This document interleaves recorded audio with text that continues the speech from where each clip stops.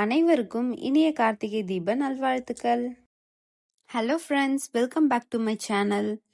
இன்னைக்கு கார்த்திகை தீபம் எல்லார் வீட்லயும் சூப்பரா ஜாலியாக என்ஜாய் பண்ணி செலிப்ரேட் பண்ணியிருப்பீங்க. எங்கள் வீட்டில் எப்படி செலிப்ரேட் பண்ணோம் தான் பார்க்க போகிறோம்.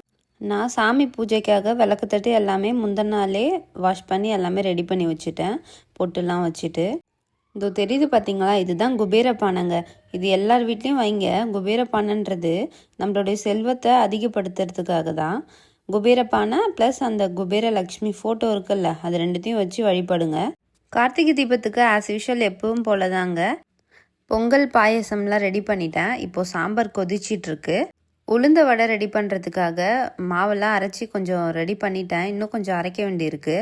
அதுக்குள்ளவே சாம்பார் கொதிச்சிட்டு இருந்ததுனால மாங்காய் அரிஞ்சு போடலான்னு பார்த்தா அதுக்குள்ளே எங்கள் வீட்டுக்கார் நான் அரைச்சி தரேன் அப்படின்னு சொல்லிட்டு அவர் கொஞ்சம் ஹெல்ப் பண்ணிட்டு இருந்தார்.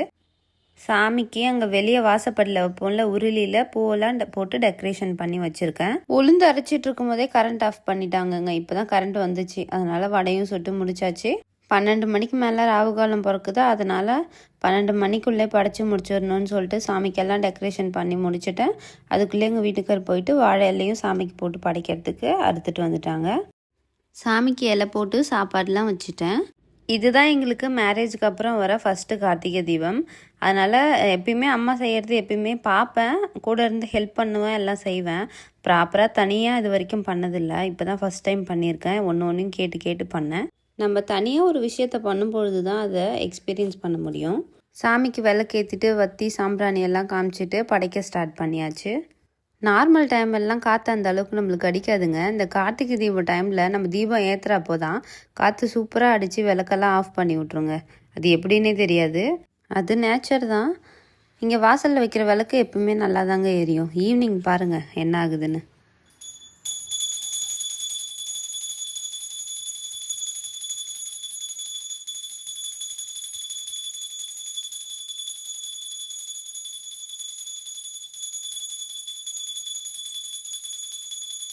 நான் லாஸ்ட்டு வீடியோவில் சொல்லியிருப்பேன் கார்த்திகை தீபத்துக்கு என்ன விளக்கு வாங்கினேன் நெக்ஸ்ட் வீடியோவில் காட்டுறேன்னு. இதுதாங்க நான் வாங்கின பீங்கான் விளக்கு. இந்த கோல்டு கலர் விளக்கு இருக்குது பார்த்தீங்களா, இது வந்து எங்கள் அம்மா ஆன்லைனில் பார்த்துட்டு அழகாக இருக்குன்னு கார்த்திகை தீபத்துக்கு ஏற்றுன்னு சொல்லி வாங்கி கொடுத்துருந்தாங்க. அது கூடவே ஒரு 7 மண் விளக்கும் வாங்கி வச்சுருந்தேன். இந்த ஒரு பீங்கான் விளக்குமே நான் 7 ருபீஸ்க்கு தாங்க வாங்கினேன். ஆனால் பாண்டியில் நம்ம நேற்று லாஸ்ட் வீடியோ போட்டிருந்தோம்ல, அதில் பாருங்கள், அதில் காமிச்ச எல்லாமே வந்து 10 ருபீஸ் சொல்கிறாங்க. ஜோடியாக வாங்கினா 30 ருபீஸ் அந்த மாதிரின்னு ஒவ்வொரு இடத்துல ஒவ்வொரு விலை சொல்லியிருந்தாங்க. நான் சிங்கிள் பீஸ் 7 ருபீஸ்னு நான் கடலூரில் வாங்கினேன். விளக்கேற்றலான்னு வெளியே எடுத்துகிட்டு வந்து பால்கனி கிட்ட வச்சுட்டு விளக்கேற்றலான்னு பார்த்தா அப்போ தாங்க பக்கத்தில் இருக்க வேப்ப மரம் உசுன்னு காற்றடிச்சு ஒன்று விளக்க கூட எரிய விடவே இல்லைங்க.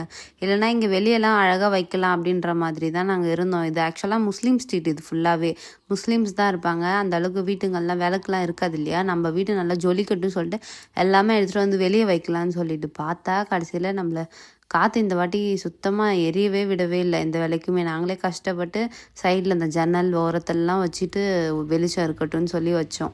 கிட்டத்தட்ட நானே ஹஸ்பண்டும் 1 மணி நேரமாக அதை ஏற்றி பார்க்குறோம். எரியுது.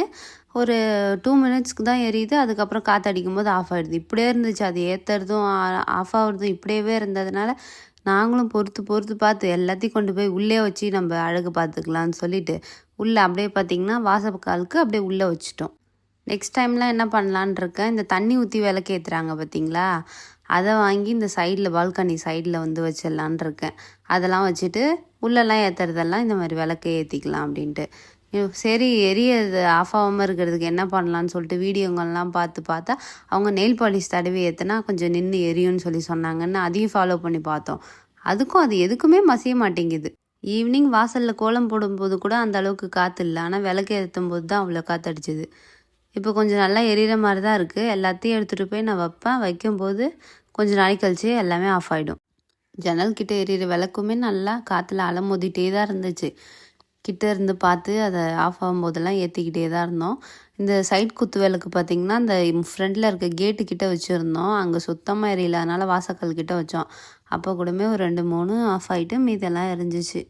இதோ பாருங்கள், எல்லாத்தையும் எடுத்துகிட்டு வந்து நாங்கள் உள்ளே வச்சுட்டோம் டெக்கரேஷன் பண்ணி. அப்புறம் என்னங்க பண்ணுறது, வெளியே வச்சா காற்றடிச்சு ஆஃப் ஆகுது. அதனால் உள்ளே எடுத்துகிட்டு வந்து எல்லாத்தையும் அழகாக வச்சு டெக்கரேஷன் பண்ணியாச்சு. இந்த விளக்குலாம் எரியறத பார்க்கும்போது நெக்ஸ்ட் டைம் இன்னும் நிறைய வாங்கி அதிகமான விளக்கு ஏற்றணும்னு தான் ஆசை வந்துச்சு. நாட்டு கார்த்திகை தீபம் எப்படி செலிப்ரேட் பண்ணணும் நெக்ஸ்ட் வீடியோவில் பார்க்கலாங்க. நம்ம சேனலை மறக்காமல் சப்ஸ்கிரைப் பண்ணிக்கோங்க.